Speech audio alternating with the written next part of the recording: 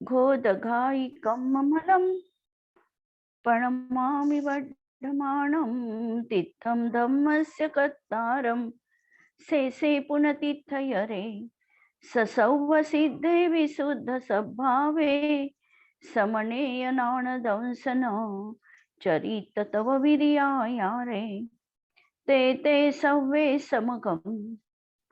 समगं पत्तेगमेव पत्तेगं वन्दाम्य वर्तन्ते अर्हन्ते मानुषे खेते किच्चारहन्ताणं सिद्धाणं तहनमो गणहराणम् अज्झावयवगानं साहूनं चेदि सव्वेसिं तेसिं विशुद्धदंसन नानपहाणा समं समासेज्य उपसंपयामि सम्मं जत्तो निवाण संपत्ती. स्वाध्याय कक्ष संपेपर्यंत आपण सर्वांना चतुर्विध आहाराचा त्याग असणार आहे. अंतिम शासन नायक 1008 भगवान महावीर स्वामी की जय. द्वादशांग श्रुत देवी की जय. प्रवचनसार ग्रंथ आपण बघतो आहे आणि ज्ञेय तत्व प्रज्ञा पण अधिकार सुरू आहे. आणि यामध्ये आपण 121व्या गाथेपासून बघतो आहे की हा अनादी कर्मबंध जो जीवाला झालेला आहे हा तोडण्याचा उपाय आमच्या जवळ आहे की नाही. कारण पूर्वबद्ध कर्माचा उदय, परत जीवाचे भाव कर्म आणि परत नवीन द्रव्य कर्माचा बंध, अशी ही शृंखला तोडण्याचं साधन आमच्या जवळ विद्यमान आहे की सर्वस्वी आम्ही पराधीन आहोत. यासाठी आचार्यांनी सांगितलं की पूर्वबद्ध कर्माच्या उदयात तर तू काही करू शकत नाही, कारण तो त्याच्या क्रमिक विकासानुसार उदयात येणारच आहे. त्याच्यामध्ये आपण आत्ता स्थित्यंतर करू शकत नाही. मग जीव करू काय शकतो, तर जीव आपल्या परिणामांना सांभाळू शकतो.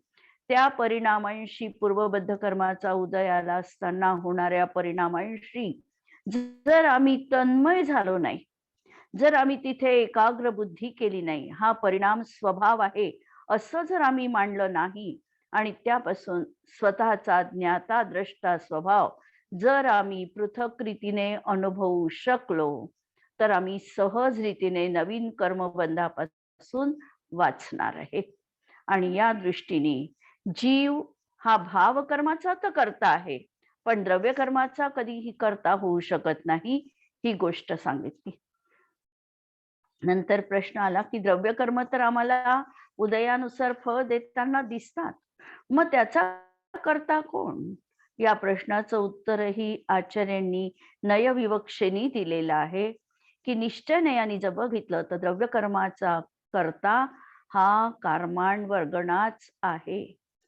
आणि निमित्त रूपाने बघितलं तर जीवाचे रागद्वेषादी परिणाम हे द्रव्य कर्माचा करता आणि तोही अनुपचरित असद्भूत व्यवहारण्याने म्हटल्या जातो. अशा तऱ्हेचा नयविवक्षेने भेद दाखवून आचार्य निश्चयाकडे आम्हाला पोचवितात आणि आचार्य निश्चयाचं ज्ञान करू इच्छितात. या गाथेनंतर कर्मफल चेतना आणि ज्ञान चेतना अशी त्रिविध रूपामध्ये चेतना आपल्याला बघायला मिळाली. आणि याचं स्वरूप आपण कालच्या याच्यामध्ये आणि परवाच्या याच्यामध्ये मुख्यांशाने बघितलं. आणि आज आपल्याला जायचं आहे आता 124 नंबरच्या गाथेवर. आता या गाथेमध्ये ज्ञान चेतना, कर्मचेतना आणि कर्मफल चेतना याचं स्वरूप आचार्य या ठिकाणी सांगणार आहे. जी आम्ही प्रवचनसारची दृष्टी लावली 3 चेतना कथन करताना, त्या दृष्टीतून हे निरूपण या ठिकाणी आपल्याला बघायचं आहे. अध्यात्माची जी दृष्टी होती त्यामध्ये पराचं कर्तृत्वाला कर्मचेतना म्हटली होती आणि पराचं भोक्तृत्व याला कर्मफल चेतना म्हटलं होतं. ती गोष्ट या ठिकाणी गौण आहे, कारण इथे हा ग्रंथ अनुभव प्रधान नाही तर वस्तू व्यवस्था प्रधान आहे. म्हणजे वस्तू व्यवस्था दाखविणार आहे. अनुभूतीचं प्रांत वस्तू व्यवस्थेच्या पुढचा भाग आहे. म्हणून आम्हाला प्रथमतः तर जगामधल्या वस्तूंचं तत्व समजलं पाहिजे. प्रत्येक वस्तूची हिस्ट्री किंवा तिचं सगळं आम्हाला ज्ञात झालं पाहिजे. आणि एकाचं ज्ञात झालं की अनंताचं ज्ञात होतं. हा साधा तिथे सिद्धांत आहे. त्याच्यासाठी आम्हाला अनंत पदार्थ जाणण्याची गरज नाही. थोडंही आम्ही जाणलं तरी आमचं जे ज्ञान आहे हे अशा तऱ्हेने अर्थविकल्पात्मक म्हणजे स्व आणि पराला पृथक पृथक करून जाणणारं आहे. हे आम्ही सत्य ज्ञानचेतनेने स्वीकारायचं आहे. आणि ही गोष्ट आता या 124 नंबरच्या गाथेमध्ये आपल्याला पाहायची आहे. गाथा पहा. नाणम अट्टवियप्पो कम्मं जीवेन जम समारद्धम तमनेकविधं भणिदं फलं ति सौख्यं व दुःखं वा. नाणम अट्टवियप्पो कम्मं जीवेन जम समारद्धम तमनेकविधं भणिदं फलं ति सौख्यं व दुःखं वा. नाणम अट्टवियप्पो, जी ज्ञान चेतना सांगितली याचं स्वरूप या ठिकाणी सांगत आहे की ज्ञान नाणम म्हणजे ज्ञान अट्टवियप्पो अर्थविकल्पात्मक असतं. काल आपण याचा अर्थ बघितला. अर्थ म्हणजे पदार्थ आणि विकल्प याचा अर्थ स्वपराचं पृथक पृथक अस्तित्व जाणणं, आकार सहित जाणणं, याला विकल्प म्हणायचं. की प्रत्येक वस्तूला अलग अलग पृथक पृथक आकार सहित जाणणं, भेदपूर्वक जाणणं, याचं नाव आहे विकल्प. म्हणून अर्थविकल्प अर्थात स्वपर पदार्थांचा भेदपूर्वक युगपत प्रतिभास. स्वपराचा युगपत प्रतिभास हा ज्ञानचेतनेमध्ये मुख्यतेने सांगितलेला आहे. ज्ञानचेतना ही सम्यक दृष्टीच्या जीवनात असते. मिथ्यात्व अवस्थेमध्ये ही ज्ञानचेतना अज्ञान चेतना रूपाने असते. तो ज्ञेयाला जाणत असताना स्व आत्मतत्वामध्ये न जाणता पराला सर्वस्व मानून ज्ञेयार्थ परिणमन पूर्वक जाणतो. आपण ही गोष्ट आधी पण बघितलेली आहे की ज्ञेयार्थ परिणमन इष्ट अनिष्ट बुद्धी करून परपदार्थामध्ये व्यामोह ठेवून हा पराला जाणतो आणि स्व आत्मतत्वाविषयीचं यत्किंचित भान देखील त्याच्या जीवनात नसतं. एवढूस सुद्धा मी ज्ञायक स्वभावी आहे म्हणून जाणू शकतो असं प्रतितियुक्त ज्ञान त्याच्या जीवनात नाही. म्हणून स्वपर पदार्थाचा भेदपूर्वक युगपत प्रतिभास होणं म्हणजे ज्ञान चेतना. आणि कम्मम जम जीवेन समारद्धम, कर्म याचा अर्थ जीवद्वारा जे केलं जातं त्याला कर्म म्हणायचं. कर्त्याचं फळ ज्याच्यावर पडतं त्याला कर्म म्हणायचं. जीवाचं फल त्याच्या परिणामांवर आहे म्हणून परिणाम प्रतिसमय होणारा हा जीवाचं कर्म म्हटलं जातं. हीच आहे कर्म चेतना. आणि तम अनेक विधम भणिदम, ही जी आता कर्मचेतना आहे ही अनेक प्रकारची सांगितलेली आहे. अनेक प्रकारची सांगितली आहे याचा अर्थ जी स्वभाव रूप आहे आणि विभाव रूप आहे, विकारी रूप आहे आणि अविकारी रूप आहे. अविकारी रूप तर समान असणार आहे पण विकारी रूपामध्ये मात्र नानाविधता असणार आहे. एकेंद्रिय जीवांची कर्मचेतना ही कर्मचेतना वास्तविकतः तिथे नाहीच आहे. कर्मफल चेतनाच त्यांच्या जीवनात असते. द्विनिंद्रियापासून कथनचित कर्मचेतना आणि कर्मफल चेतना मिथ्या दृष्टींच्या जीवनात दिसणार आहे. तर अशा रीतीने ही नानाविध रूपाची आहे म्हणत असताना ती रागादी मिश्रित रूपाचं अनुभवन करणारी कर्मचेतना आहे. जे कर्मच मुळात रागादी रूप आहे ती कर्मचेतना आहे. म्हणून रागामध्ये मान्यता असणं ही झाली कर्मचेतना. राग माझा आहे ही मान्यता म्हणजे कर्मचेतना. आणि तिसरी हे म्हणून अनेक प्रकारची ही सांगितली. आणि सौख्यम व दुःखम वा फलम, आणि सुखाला किंवा दुःखाला कर्माचे फल मिळालं. सांसारिक अवस्थेमध्ये जे काही आम्ही फळ अनुभवतो हे फळ आम्ही कशाचं अनुभवतो? तर आम्हाला सुख होतं किंवा दुःख होतं, दोनच तऱ्हेचं. सुखाला कारणीभूत असणारं आणि दुःखाला. म्हणून ही झाली कर्म फल चेतना, की जे काही प्राप्त कर्म आहे त्या उदयामध्ये जे आम्हाला फळ प्राप्त होऊ लागलेलं आहे त्याचं वेदन करणं, अनुभवन करणं, ही कर्म फल चेतना. ही चेतना देखील ज्ञानीच्या जीवनात आणि अज्ञानीच्या जीवनात वेगवेगळ्या प्रकारची आहे. ज्ञानीच्या जीवनात तो कर्मफलाचं गौण रूपाने वेदन करतो. मुख्य रूपाने मी ज्ञायक स्वभावी आत्माच आहे आणि या कर्मफलाला मी फक्त जाणणार आहे, अशा तऱ्हेचं देखील आत्मभान ज्ञानीच्या जीवनात असतं. अज्ञानी मात्र ते फल देखील समरसतापूर्वक भोगतं.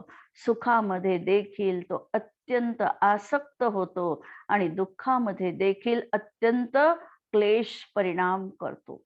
दोन्हीमध्ये त्याची आसक्त बुद्धी, ममत्व बुद्धी आम्हाला दिसते आणि म्हणून तो कर्मफलाचा भोगता, सुखदुःखाचा भोगता आहे. आणि ज्ञानी मात्र त्या ठिकाणी सुखाला देखील अत्यंत आसक्तीपूर्वक भोगत नाही. त्याच्या अंतरंगामध्ये चिंतनाची धारा ही असते की हे सुख आलं आहे, हे पर्यायी दिसत आहे, ही पर्याय नष्ट होणारही आहे, माझा ज्ञायक भाव शाश्वत आहे. हे दुःख माझ्या जीवनात दिसत आहे, हे दुःख देखील पर्यायीत आहे, पर्याय निघून जाणारी आहे आणि मी मात्र त्रिकाली ध्रुव ज्ञायक स्वभावी आहे. आनंदाची खाण म्हणजे मी आहे. हे सुखदुःख तर माझ्या जीवनात विभाव रूपाचं परिणमन आहे. एवढी जागृती ज्ञानीच्या जीवनात असते. पण कधी त्याला कर्मचेतना देखील मुख्य रूपाची असू शकते, कधी कर्मफल चेतना देखील त्याच्या जीवनात मुख्य रूपाची असते.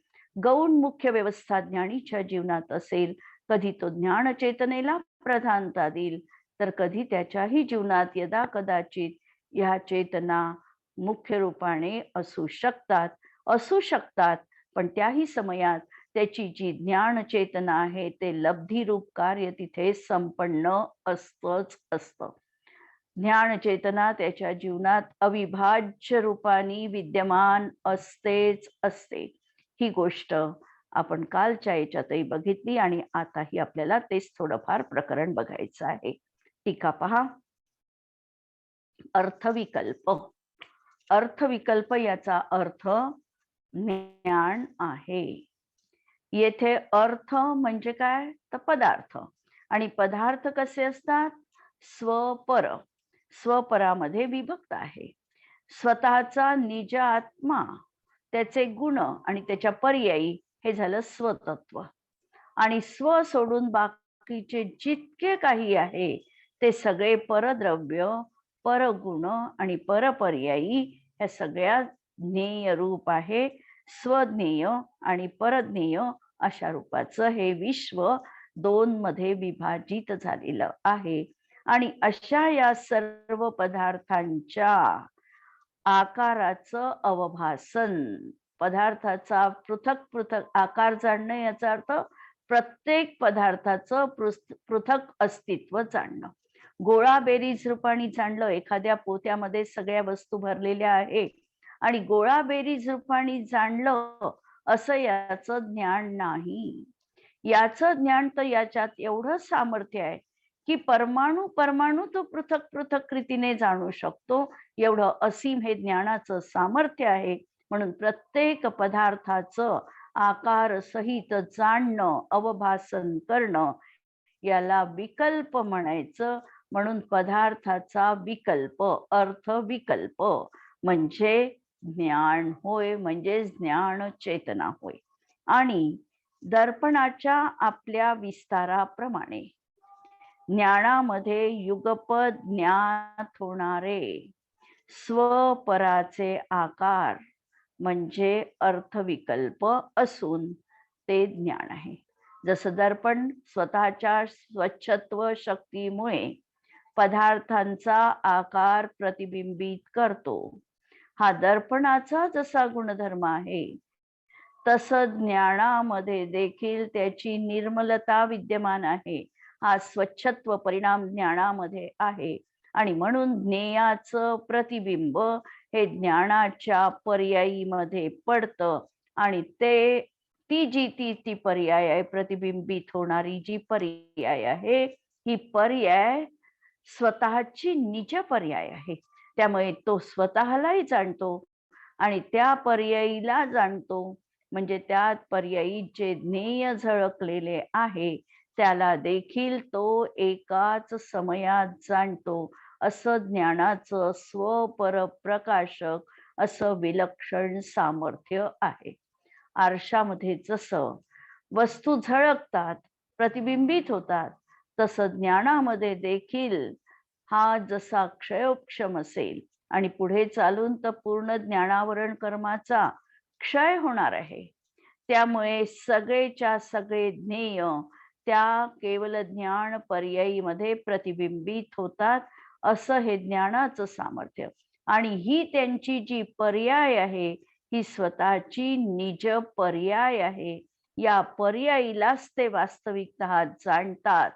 पण या पर्यायीचं बाह्य निमित्त कारण ज्ञेय आहे, म्हणून ज्ञेयाला जाणल्या जातं असं उपचरित नयाचं कथन आहे.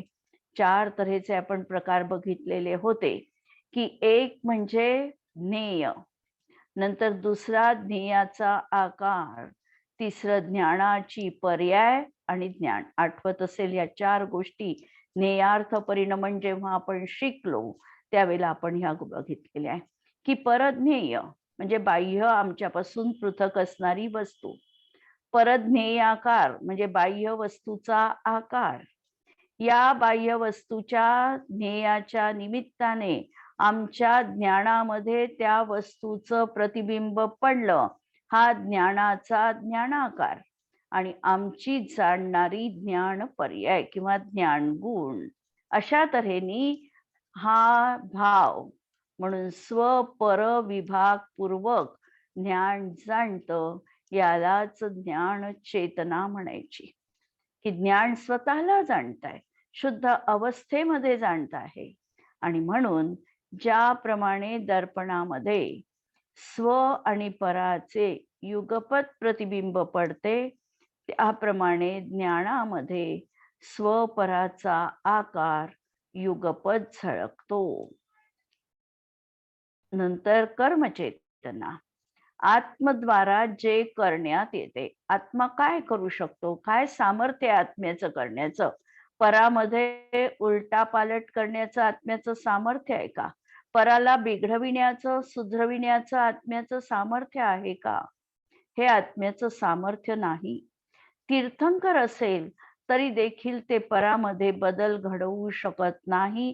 त्यांचं देखील सामर्थ्य तशा प्रकारचं नाही. म्हणून आत्मद्वारा काय करण्यात येतं, तर आत्मद्वारा फक्त त्याचा परिणाम ते करू शकतात आणि जो परिणाम करण्यात येतो ते आत्म्याचं कर्म आहे. बस एवढी साधी सरळ गोष्ट कर्माविषयी सांगितलेली आहे की आत्मद्वारा जे करण्यात येतं. इथे करण्यात येतं, काय करण्यात येतं हे स्वतः अंतरंगामध्ये आत्मनिरीक्षण पूर्वक आम्ही विचार करायचा आहे. आम्ही पराला करू शकतो का? परामध्ये आम्ही काही बदल घडवू शकतो का? आमच्या इच्छेनुसार आमच्या पर्यायींमध्ये तरी आम्ही बदल घडवू शकतो का? हेही आम्ही करू शकत नाही. समजा आम्ही जमिनीमध्ये बी पेरलं, जमिनीमध्ये बी पेरल्यानंतर आम्हाला असं वाटतं की ताबडतोब ते दुसऱ्या दिवशी अंकुरित व्हायला पाहिजे, असं होणं नाही. त्याला योग्य वेटिंग पिरियड आहे आणि त्यानुसारच त्याच्यामध्ये तशा प्रकारची योग्यता उत्पन्न होणार आहे. तर हे जे प्रतिसमयाचं जे परिणमन आहे, हे परिणमन प्रत्येक द्रव्याचं स्वतंत्र रीतीने विद्यमान असतं आणि घडत असतं. आत्मा काय करू शकतो? तर आत्म्याच्या देखील पर्यायांची ही अशी निरंतरता विद्यमान आहे आणि प्रतिसमय एक पर्याय विद्यमान असते. ती असणं हे त्याचं त्या समयातलं कर्म आहे. कारण प्रतिसमय त्या परिणाम रूपाने होणाऱ्या आत्म्याकरवी वस्तुतः केला जाणारा तो त्याचा भाव, जो आत्मद्वारा प्राप्य असल्यामुळे. तो भाव कोणता आहे? तर जीवाचा भाव आहे. आणि जीवाच्या भावाला जीवच त्या ठिकाणी जीवद्रव्य प्राप्त होते आहे. म्हणजे भाव म्हणजे पर्याय, आणि ती पर्याय जीवालाच प्राप्य होते आहे. म्हणून ते त्या ठिकाणी जीवाचं कर्म म्हटल्या जातं. परंतु ते एकविध असूनही वास्तविकतः चेतनारूप कर्म प्रतिसमय आहे. वास्तविकतः त्याच्यामध्ये चेतनेचं त्यांनी उल्लंघन केलेलं नाही. ही गोष्ट 23 नंबरच्या गाथेमध्ये सांगितली, की चेतनेचं त्यांनी उल्लंघन केलं नाही. म्हणजे त्या दृष्टीतून पाहिलं तर तो परिणाम एकविध आहे. प्रतिसमय पर्यायी चेतना चेतना चेतना अनुस्यूत आहे, विद्यमान आहे. म्हणून तो एकरूप परिणाम असून सुद्धा झालं काय, की मागच्या द्रव्यकर्माचा उदय येतो आहे. हे द्रव्यकर्म उदयात आलं की त्या उपाधीच्या सानिध्यामुळे, उपाधीचा सद्भाव असल्यामुळे तो जो चेतना आहे ती चेतना नानाविध रूपाची परिणत होते आहे.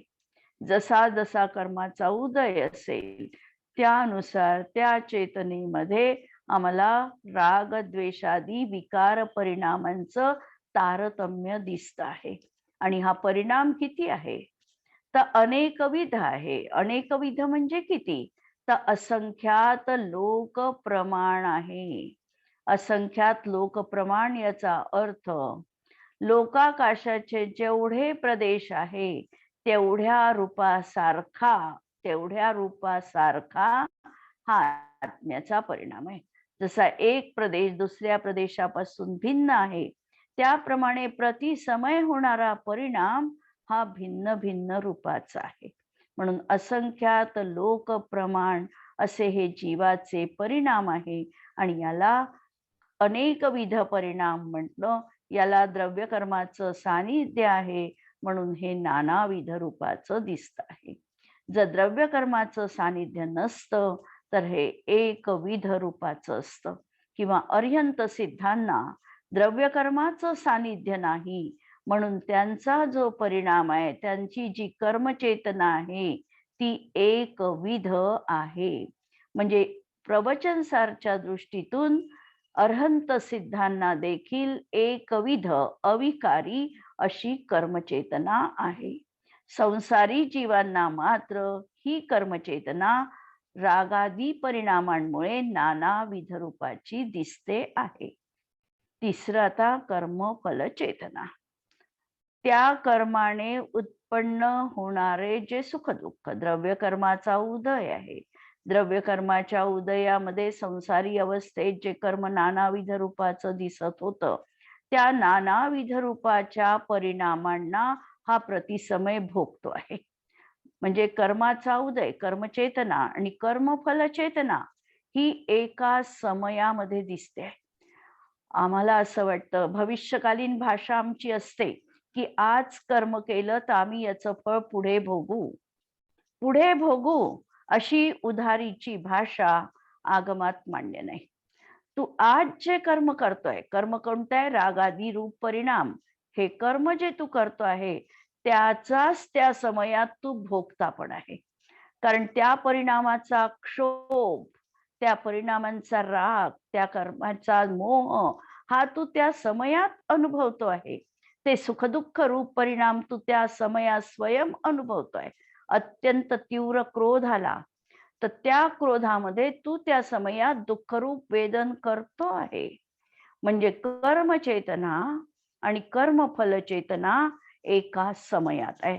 म्हणून त्या कर्माने उत्पन्न केले जाणारे जे सुखदुःख ते कर्मफल आहे. आता पुढे दोन तऱ्हेचे प्रश्न पहा.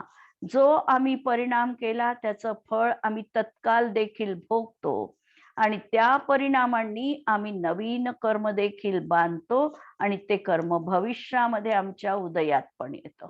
ते द्रव्यकर्म रूपाने पूर्वबद्ध द्रव्यकर्माच्या उदय रूपाने आम्ही त्याचं निरूपण पण केलेलं आहे. म्हणजे आमचं भावकर्म पूर्वबद्ध कर्माच्या उदयात आहे. जे आम्हीच बांधलेलं आहे.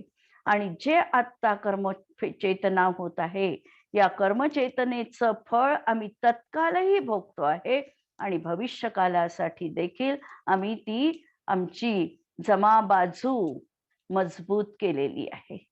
अशा तऱ्हेने हे सुखदुःखाचं कर्मफल आहे.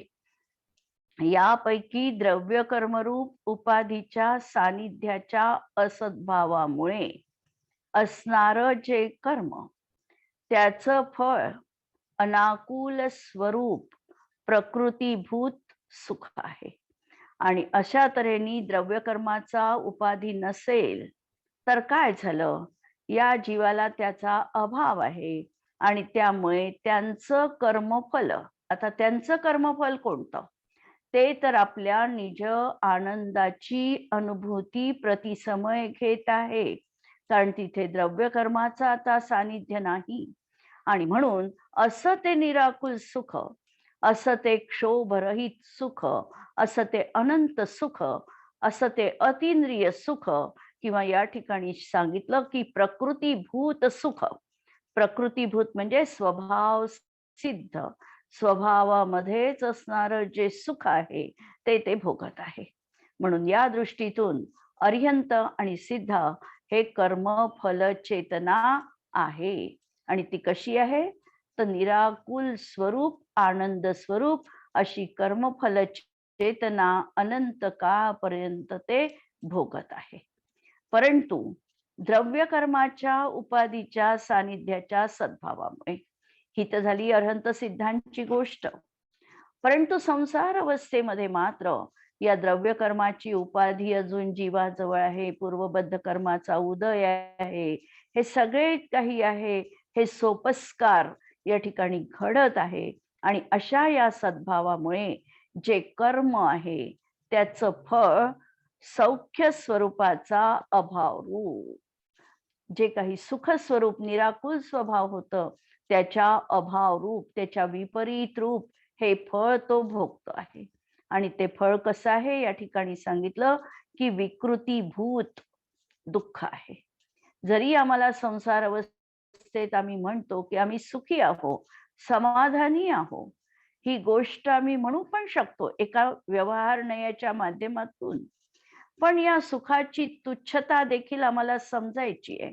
हे इंद्रियजन्य सुख किती निरर्थक आहे, किती नश्वर आहे, कशा प्रकारचं आहे, सपरम बाधा सहितम विच्छिन्नम असं हे सुख आहे.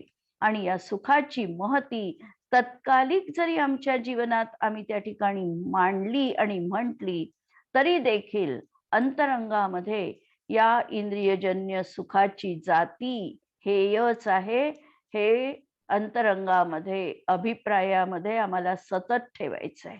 आणि मला आत्मजन्य अतींद्रिय अनुपम अनंत असं सुख माझ्या जीवनात मला अभिप्रेत आहे, या गोष्टीचं सतत भान जीवनात ठेवायचंय. म्हणजे कर्मचेतना कर्मफल चेतना आमच्या जीवनात विपरीत रूपाची आहे. ही विपरीत रूपाची असताना देखील आमच्या ज्ञान चेतनेचा विसर, मी ज्ञायक स्वभावी आत्मा आहे आणि मी याचं वेदन करू शकतो, ज्ञानाचं वेदन करणं हेच माझं कार्य आहे, मला अशा प्रकारची निराकुलता रूप कर्मचेतना आणि कर्मफल चेतनाच अभिप्रेत आहे, हा भाव आम्ही अंतरंगा श्रद्धेमध्ये विश्वास आम्ही तिथे ठेवू शकतो. आणि तो ठेवणं हेच या ठिकाणी आमचं प्रयोजन देखील असणार आहे. म्हणून अशा प्रकारे द्रव्य कर्मरूप उपाधीच्या सानिध्याच्या सद्भावामुळे, तिथे अभावामुळे म्हटलं होतं, इथे सद्भावामुळे जे कर्म आहे त्याचं फळ म्हणजे कर्मफळाला हा भोगतो. आणि भोग कशाचा भोगू शकतो, परत हाही विचार अत्यंत महत्वाचा आहे. व्यवहार नयाने आम्ही असं म्हणतो की आम्ही परवस्तूंचा भोग घेतो आहे, परंतु निश्चय हे सांगतो किंवा हे वाक्य पहा की जे कर्माचं फल सौख्य स्वरूपाचा अभाव रूप विकृती रूप दुःख, विकृती रूप दुःख म्हणजे सुखाला देखील दुःख, असं जोपर्यंत अंतरंगामध्ये आम्ही विश्वास ठेवत नाही, सुख हे सुख निराकुल सुख नाही, हे सगळं आकुलता उत्पादक सुख आहे. ज्या ठिकाणी तृप्ती आहे की बस मला हे पाहिजे होतं आणि हे मला प्राप्त झालं, अशी प्रकारची जोपर्यंत आम्हाला जाणीव नाही तोपर्यंत आमचं हे सुख त्या ठिकाणी विकृती रूप आहे. शांती पथदर्शनामध्ये जिनेंद्र वर्णींनी यासाठी सांगितलं की आम्हाला जगामध्ये शांतीचं वेदन अनेक गोष्टींनी होतं. आमची इच्छा आम्ही एखाद्या वस्तूची पाहिजे असेल आणि त्या वस्तूची तृप्ती झाली तरी आम्हाला तात्कालिक शांती मिळते, पण ही अत्यंत निकृष्ट दर्जाची शांती आहे. पहिल्या शांतीची त्यांनी गोष्ट सांगितली की इंद्रियजन्य सुख हवं आहे, ते आम्हाला प्राप्त झालं आणि आम्ही तिथे तात्कालिक समाधानी झालो. ही पहिल्या निकृष्ट दर्जाची शांती आहे.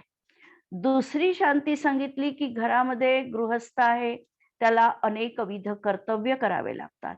कर्तव्य करत असताना त्या कर्तव्याची जेव्हा इच्छेच्या अनुकूल पूर्ती होते, तो समाधानाचा निश्वास टाकतो की नाही बा, हे अत्यंत चांगलं कार्य माझ्या हातून घडलं, मी या जबाबदारीतून निवृत्त झालो, माझी जबाबदारी संपली. ही दुसऱ्या प्रकारची शांती त्यांनी सांगितली.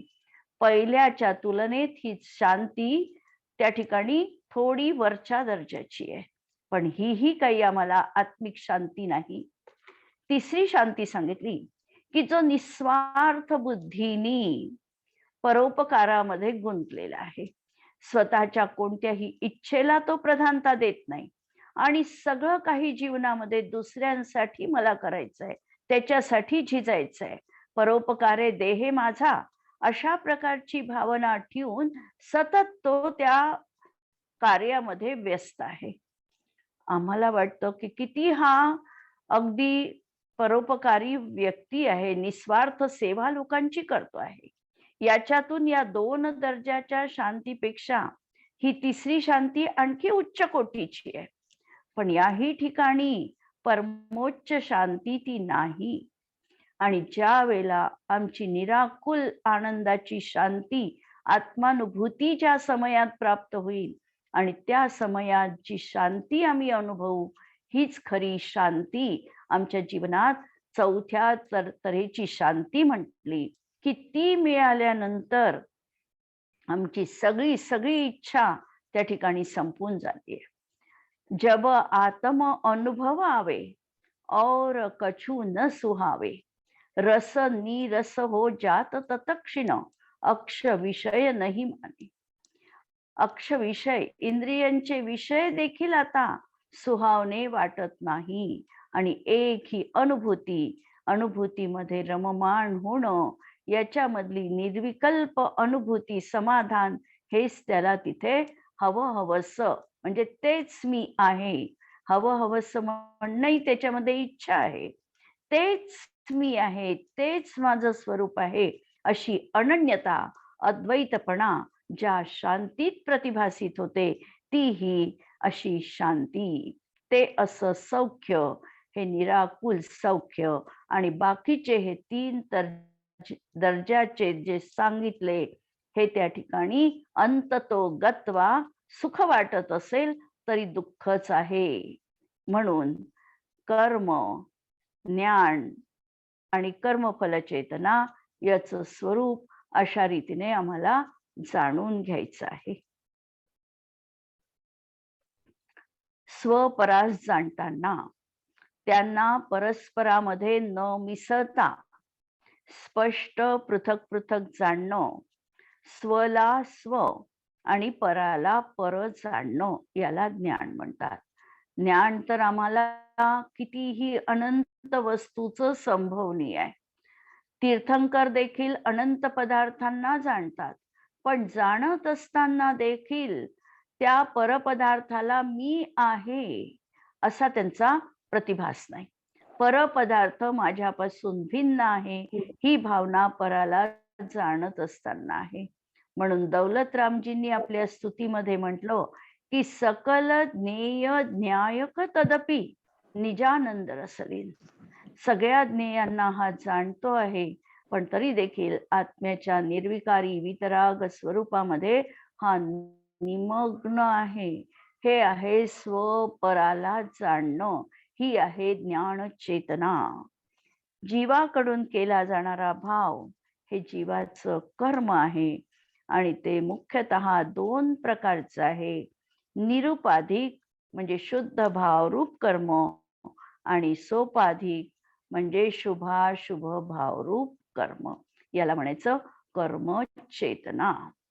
बाकीचं भाग आपण उद्याच्या याच्यामध्ये बघू आणि आज इथे थांबू. जिनवाणी के ज्ञान ते सूझे लोकालोक, सो जिनवाणी मस्तक नमो सदा देत हो गो. नमो अरिहंताणम, नमो सिद्धाणम, नमो आयर्याणम, नमो उज्जायाणम, नमो लोये सव्वसाहूनम. सर्वांना जय जिनेंद्र.